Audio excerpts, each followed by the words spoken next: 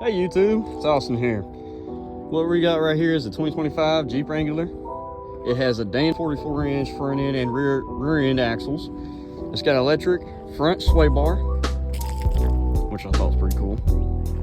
It's got a Tru-Lok locking diff, 33-inch typically is what's usually on this, 17 on this one, inch tires. We got 17-inch to 7.5-inch rim by 7.5-inch rim, and it's machined. It's got a 6-speed manual. Anybody's driven manual, write it in the comments, see below. We also got an LT 285 70 with a radius, and then 17 C. I don't even know what that C means. I'm used to saying 285 70 R17s, you know, 17 size inch tires. C, I don't know what matters on that, but they're BSWs. All right, they're off-road. Looks to me like they're a little bit too skinny for this type of ride, but that's just me. I'd rather have meatier tires. We got a gas-powered V6, 3.6 liter with 220 cubic inches, and you averagely get around 17 to 23 miles per gallon.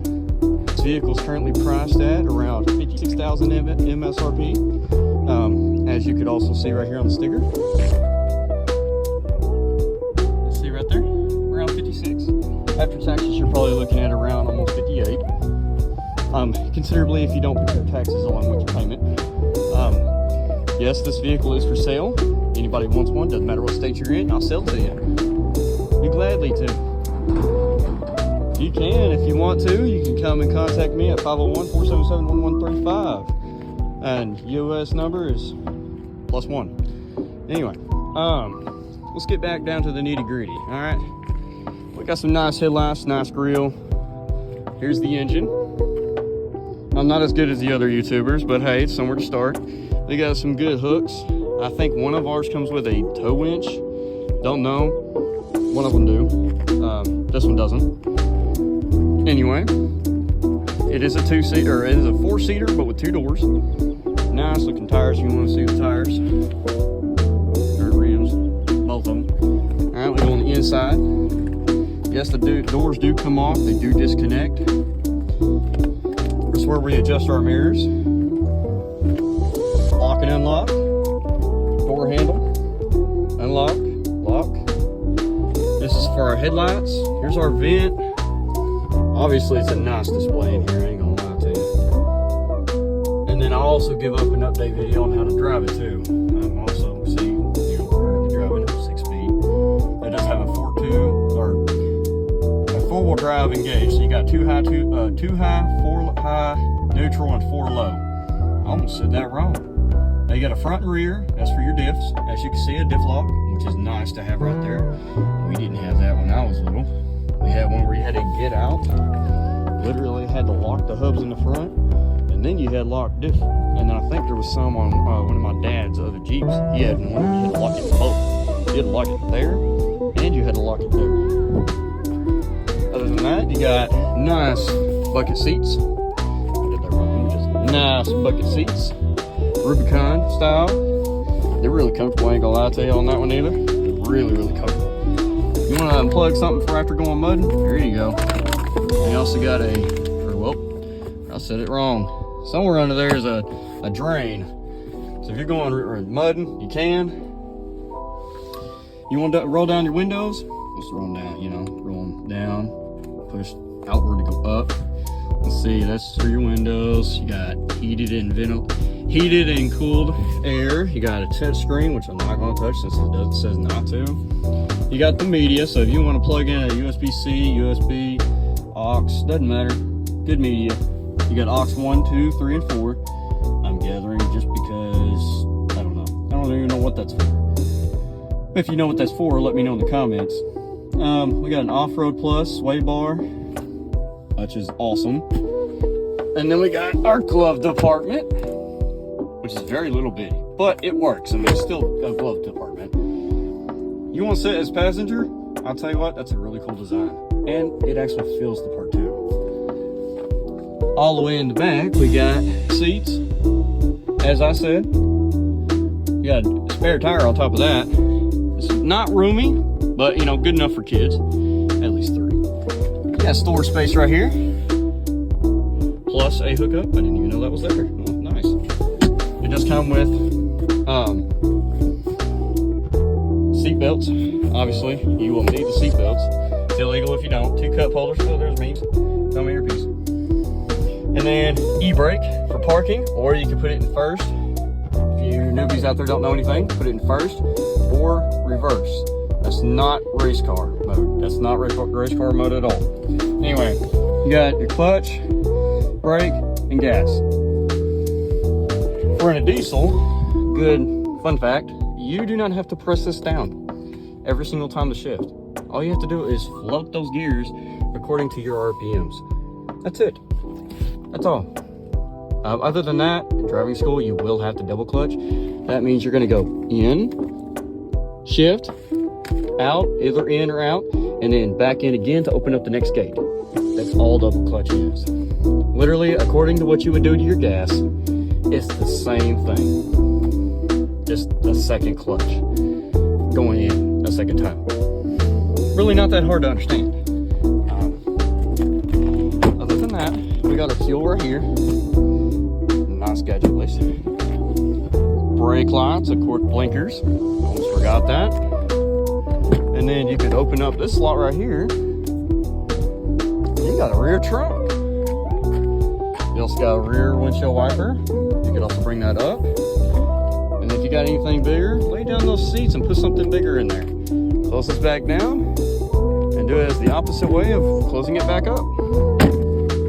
Then you got your spare tire. You only have to go over underneath, which most of the Jeeps anywhere have those. They have those. You got a tow hitch. You need to tow a trailer, small one, just don't do nothing so big. Anyway, yeah, that's the complete review of this whole Jeep, except for I did not do the color. The color's orange, but they call it juice. Like J-O-O-S-E. You don't even know what that means. But they call it juice. And also we got some really, really good performance suspension. Not bad. When you go off-roading, that's the suspension to do so with. It really handles well. I promise you that. Other than that, Jeep Wrangler is a trail rated 4x4. This is how you unlock and lock the hood on the Jeep Rubicons, or any Jeep at all that has this setup.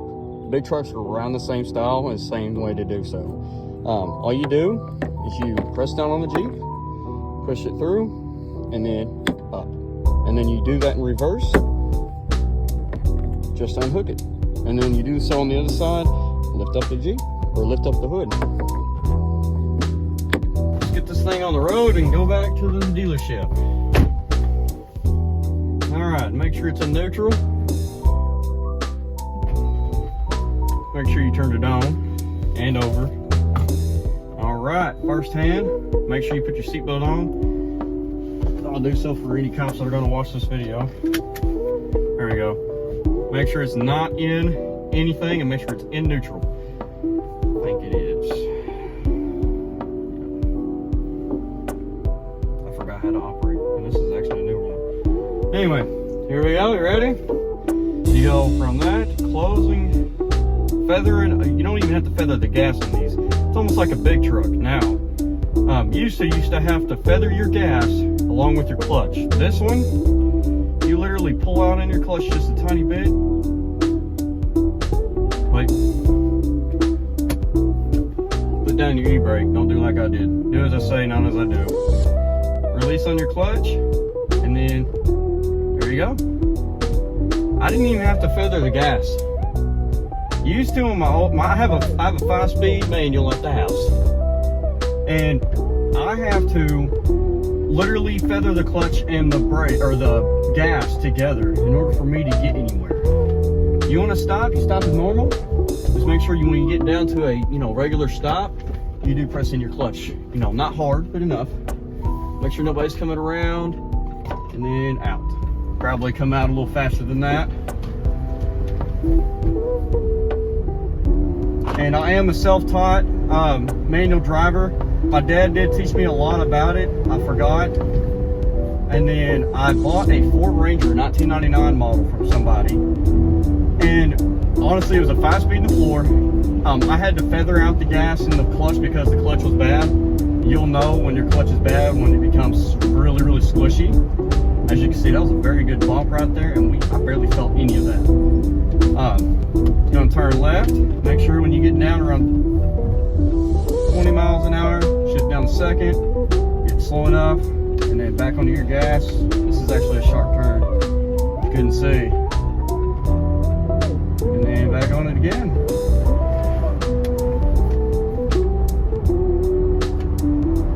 See how smooth that is? These newer ones a little bit more lenient on you new drivers. You wouldn't really have to shift as hard as you would back in the day when I was driving mine. I'm only 23 years old, but I did buy a lot of old trucks. I got one currently I'm doing an engine swap on, and I'll update the video on that once it's getting to that progress. Right now I kind of work a lot. I work 6 days a week and off on Sundays. So that's why I post almost every single time. We're getting up to our stop. I'm gonna press left and then downshift while holding the brake in a little bit. Downshift again. And then pull in. We're in second gear currently. If you would like to own this vehicle, let me know in the comments and we'll do a collab and we'll try and get this vehicle in your hands. Just because I live in Arkansas and y'all live in a different state doesn't mean we can't send it to you. I mean, obviously there's going to be shipping, you know, all that kind of stuff, the extra costing, but you want this Jeep, I'm willing to send it to you. Get up to our spot, like that. There we go. Use your mirrors, back it up.